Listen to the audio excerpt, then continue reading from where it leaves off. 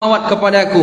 Kaum muslimin sidang jemaah Jumat rahimakumullah, dari mimbar ini khatib berwasiat kepada diri khatib pribadi dan kepada jemaah sekalian, hendaknya selalu meningkatkan ketakwaan kepada Allah Subhanahu wa taala. Karena dalam Quran Allah berfirman, "Yauma la yanfa'u malun wala banun illa man atallah biqalbin salim." Pada hari tidak manfaat lagi harta, tidak ada manfaat lagi anak kecuali orang yang datang kepada Allah dengan hati yang selamat. Maka Allah berfirman dalam Al-Quran, "Wa tazawwadu," berbekallah, "fa inna khairaz zadi taqwa," karena sebaik-baik bekal adalah ketakwaan kepada Allah Subhanahu wa taala. Kaum muslimin sidang jemaah Jumat rahimakumullah, dalam Al-Quran ada satu surat yang disebut dengan surat keluarga. Dalam Al-Quran ada seorang manusia yang mana nama keluarga dia menjadi satu nama surat dalam Quran. Dia orang biasa, dia bukan seorang nabi apalagi seorang rasul, tapi Allah sebutkan nama dia dalam Al-Quran. Bahkan Allah samakan penyebutan keluarga dia sebagaimana keluarga-keluarga para nabi. Sebagaimana Allah berfirman dalam Al-Quran surat Ali Imran surat 3 ayat 33. Apa kata Allah Subhanahu wa taala? A'udzubillahi minasyaitonir rajim. Innallaha astafa Adam wa Nuhan wa ala Ibrahim wa ala Imran ala alamin. Allah mengatakan dalam Quran, "Innallaha astafa Adam." Allah telah memilih Adam. Kalau Allah pilih Nabi Adam sangat wajar, karena Nabi Adam adalah manusia yang pertama, tidak punya ayah, tidak punya ibu, dan dia nabi dan dia beriman. Kalau Allah pilih beliau sangat wajar. Lalu yang kedua Allah katakan wa Nuhan, dan Allah pilih pula Nuh. Kalau Allah pilih Nabi Nuh sangat wajar. Nabi Nuh dia seorang nabi, bahkan dia seorang rasul. Bahkan dia seorang rasul ulul azmi, dan dia pula rasul yang pertama kata para ulama. Kalau Allah pilih beliau sangat wajar. Makanya Allah sebut innallaha astafa Adam wa Nuhan wa ala Ibrahim, dan Allah pilih pula keluarga Nabi Ibrahim. Kalau Allah pilih keluarga Nabi Ibrahim sangat-sangat wajar. Nabi Ibrahim digelari dengan Abul Anbiya, bapak para nabi. Nabi Ibrahim yang mana anaknya beriman kedua-duanya. Yang mana Nabi Ibrahim dia seorang nabi, yang mana Nabi Ibrahim dia seorang rasul, yang mana Nabi Ibrahim dia pun rasul ulul azmi, yang mana Nabi Ibrahim dia pun khalilan. Sebagaimana Allah katakan dalam Al-Quran, "Wattakhadallahu Ibrahim khalila." Allah pilih Ibrahim menjadi orang terdekat dengan Allah, khalil. Maka kaum muslimin, kalau Allah pilih Nabi Nuh dia wajar, Allah pilih Nabi Ibrahim dan keluarganya sangat wajar. Tapi di ujung ayat Allah katakan, "Innallaha astafa Adam wa Nuhan wa ala Ibrahim wa ala Imran," dan keluarga Imran. Imran ini siapa? Dia bukan seorang nabi, apalagi seorang rasul.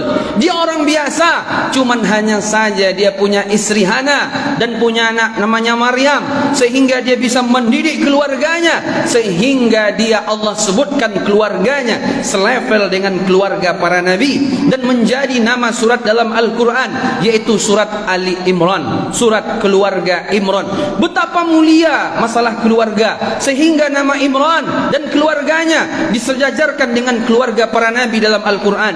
Begitu juga kaum muslimin, ada seorang sahabat dalam Al-Quran disebutkan namanya, dan kita tahu sahabat yang paling mulia Abu Bakar, sahabat yang mulia Umar bin Khattab, sahabat yang mulia Utsman bin Affan, sahabat yang mulia Ali bin Abi Thalib, yang mana mereka 10 orang yang dijamin masuk surga.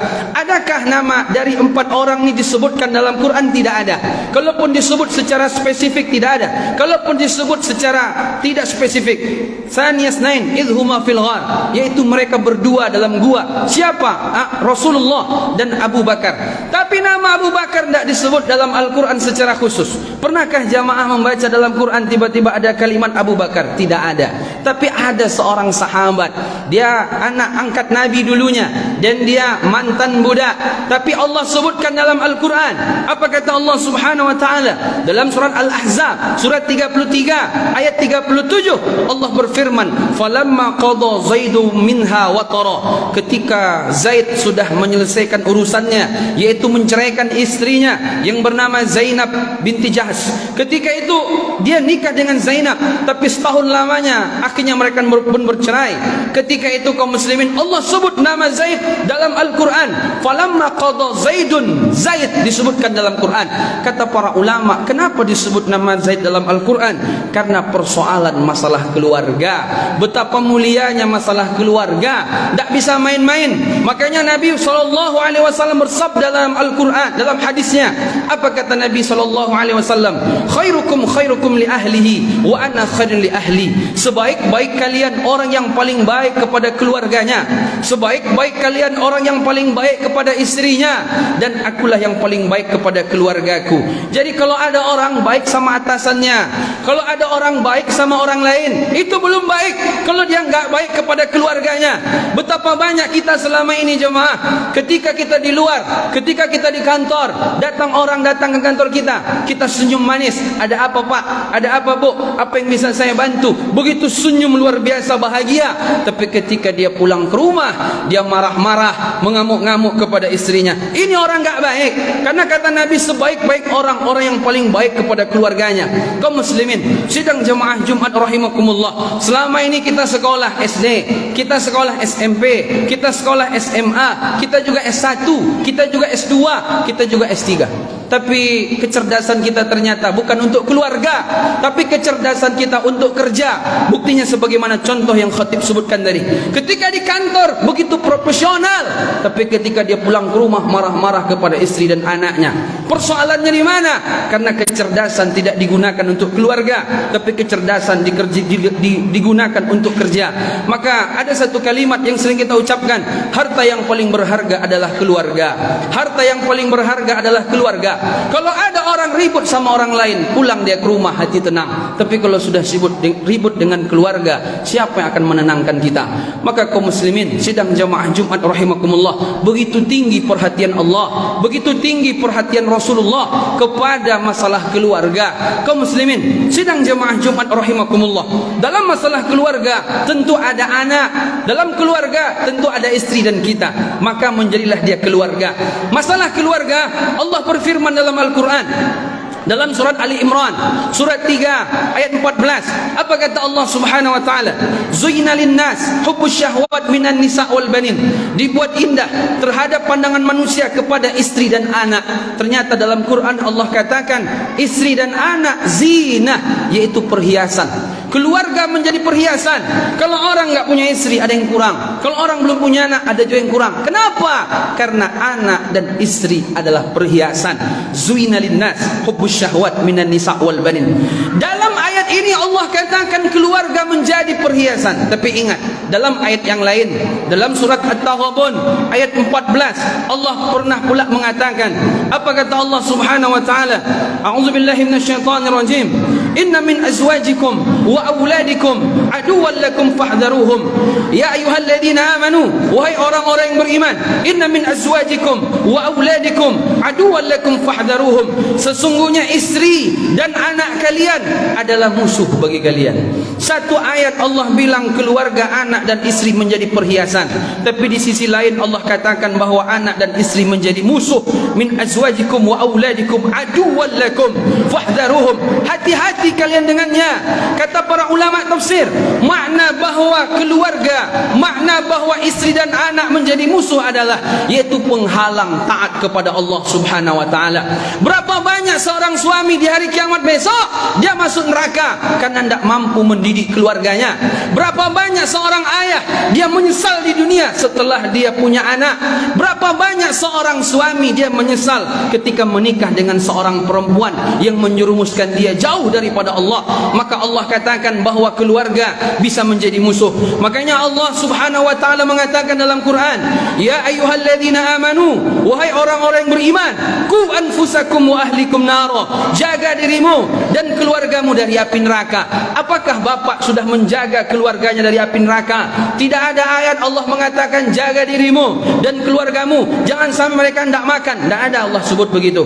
Tidak ada juga ayat mengatakan jaga dirimu dan keluargamu jangan sampai mereka tidak punya berpenghasilan tetap, jangan sampai mereka tidak punya pekerjaan. Tidak ada.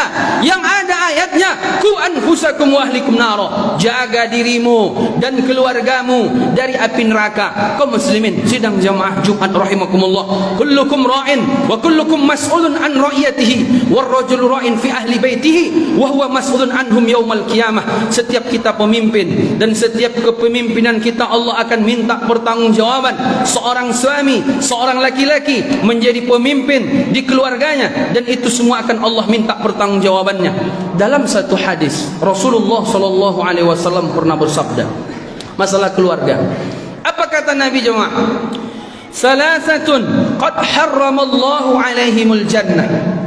Ada 3 orang, ada 3 golongan yang Allah haramkan mereka masuk surga. Berarti wajib masuk neraka orang ini. Siapa yang pertama? Kata Rasulullah sallallahu alaihi wasallam, mudminul khamri, orang yang suka minum tua, orang yang suka minum khamar. Yang pertama. Yang kedua, al-aquli walidayh, orang yang durhaka kepada orang tuanya. Berapa banyak akhir zaman sekarang orang banyak durhaka kepada orang tuanya. Tapi ingat, durhaka anak di waktu besar kepada kita. Biasanya kata ulama, karena durhakanya kita kepada anak di waktu kecil. Bagaimana bentuk durhaka orang tua kepada anak di waktu kecil? Tidak memahamkan Quran dan sunnah, yang dipahamkan menari-menari, TikTok, nak tahu. Pokoknya dunia aja. Sehingga ketika anak besar, anak pun durhaka kepada orang tuanya. Bagaimanapun juga tidak boleh anak durhaka kepada orang tua. Yang jelas anak butuh berbakti ke orang tua, bukan orang tua butuh bakti anak kepadanya. Meskipun orang tuanya kafir, meskipun orang tuanya ateis, meskipun orang tuanya tidak mengatakan Nabi sebagai Nabi, kalau dia anak, dia tetap berbakti kepada orang tuanya.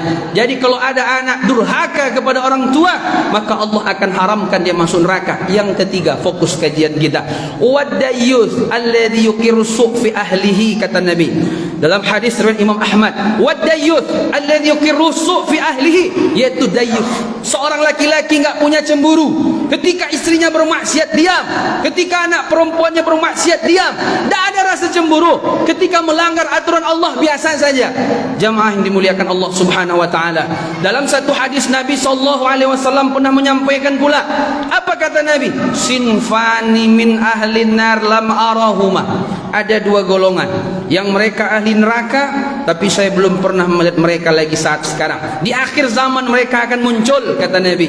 Yang pertama, qaumun ma'ahum siyad ka'adnabil baqar yadribuna bihan nas. Yang mereka masuk neraka, kata Nabi, saya belum pernah lihat.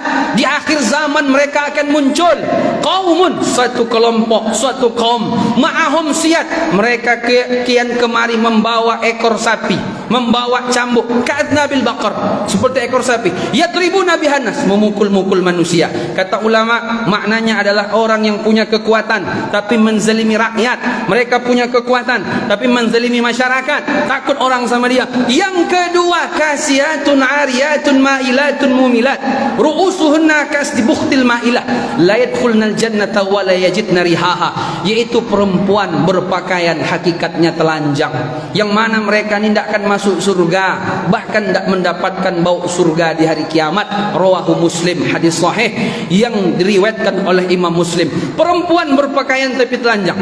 Kata Nabi, awadayyuth alladhi yuqiru su' fi ahlihi, seorang ayah, seorang suami, seorang laki-laki punya tanggung jawab kepada istrinya, punya tanggung jawab kepada anak perempuannya, tapi dibiarkan saja bermaksiat, maka tidak akan masuk surga, dan dia disebut dengan dayyuth. Hari ini jamaah, berapa banyak anak-anak kaum muslimin perempuan keluar rumah tidak pakai jilbab? Berapa banyak istri-istri laki-laki orang beriman tapi dibiarkan saja mengumbar aurat? Kata para ulama, makna perempuan berpakaian tapi hakikatnya telanjang 3. Yang pertama, mereka pakai baju tapi pakaian ketat. Kalau ada bapak punya istri, punya bapak punya anak perempuan, keluar rumah pakaiannya ketat, itu dosa, hukumnya haram, dosa besar, orang tuanya dapat dosa. Kalau dibiarkan berarti dia dayus. Yang pertama. Yang kedua, kata para ulama, perempuan berpakaian tapi transparan.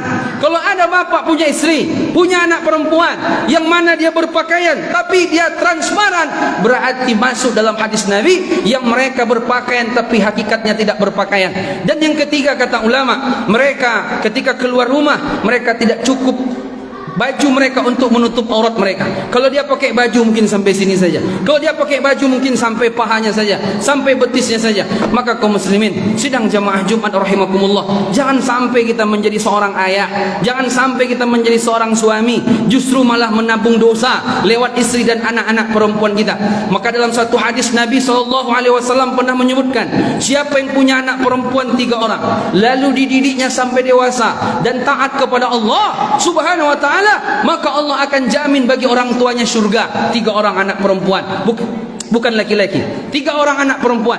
Siapa yang punya anak perempuan 3 orang, lalu dididiknya betul-betul salehah sampai dewasa, maka dijamin surga bagi orang tuanya. Bahkan dalam hadis yang lain 2 anak perempuan, bahkan dalam hadis yang lain 1 anak perempuan. Maka jamaah yang dimuliakan Allah, kita berharap kalau bisa dosa yang lalu diampuni, dan hari ini kita menambah amal. Dari sisa-sisa umur kita nih, kita berpacu dengan waktu, dengan kematian kita. Kalau bapak mati 3 tahun lagi, 3 tahun ini maksimalkan beribadah. Tapi jangan sampai dosa yang lalu kita berharap Allah ampuni, ke depan bertambah amal soleh, tapi kita tanpa sadar ternyata ada transfer dosa kepada kita. Ternyata dari siapa? Anak-anak perempuan kita. Mereka berpakaian tapi hakikatnya tidak telanjang. Ketika seorang ayah tidak ada rasa cemburu, ketika anak perempuannya dibonceng sama laki-laki lain malam minggu, ketika istrinya dibonceng laki-laki yang tidak mahram, dibiarkan begitu saja. Ketika anak perempuannya di WhatsApp sama laki-laki lain, mereka bercerita yang sifatnya lebih sensitif, dibiarkan saja. Membiarkan anak perempuannya berpacaran, ini termasuk dayus, yang mana orang seperti ini Allah akan haramkan mereka masuk ke dalam surga. Fa'tabiru ya ulil absar la'allakum turhamun.